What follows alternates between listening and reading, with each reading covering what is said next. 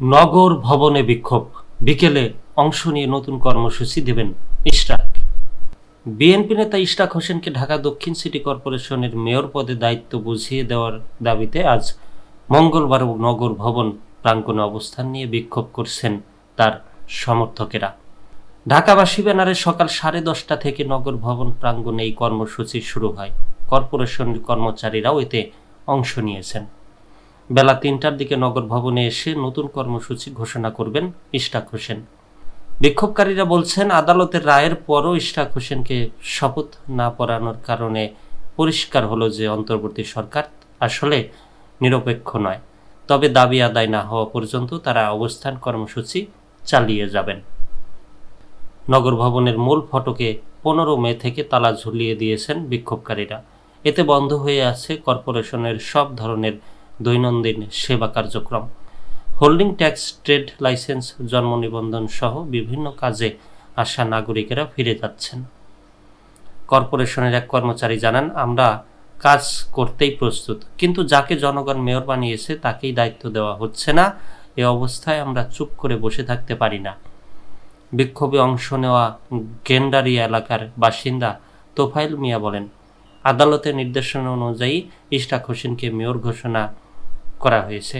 এরপরও একটি মহল কৌশলে দায়িত্ব বুঝিয়ে দেওয়া ঠেকিয়ে রাখছে।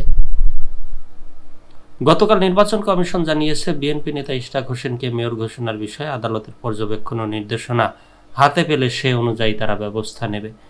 এ বিষয়ে এখন পর্যন্ত আদালতের রায় বা নির্দেশনার কপি হাতে পায়নি ইসি।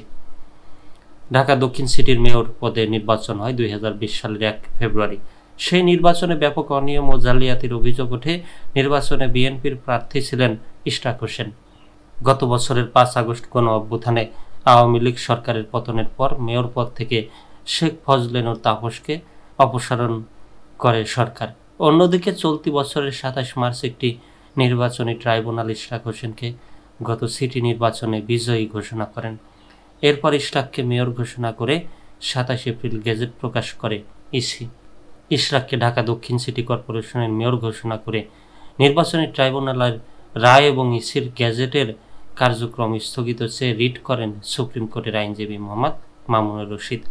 শুনানি শেষে রিট সরাসরি খারিজ করে 22 মে আদেশ দেন হাইকোর্ট। ওই আদেশের বিরুদ্ধে মেয়র ঘোষণা ও গেজেটের কার্যক্রম স্থগিত চেয়ে 26 মে লিভ টু আপিল করেন রিট আবেদনকারী।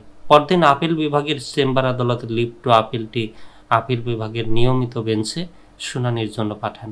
এর ধারাবাহিকতায় আপিল বিভাগে শুনানির জন্য ওঠে। শুনানি নিয়ে পর্যবেক্ষণ সহ লিভ টু আপিল নিষ্পত্তি করে গত বৃহস্পতিবার আদেশ দেন আদালত।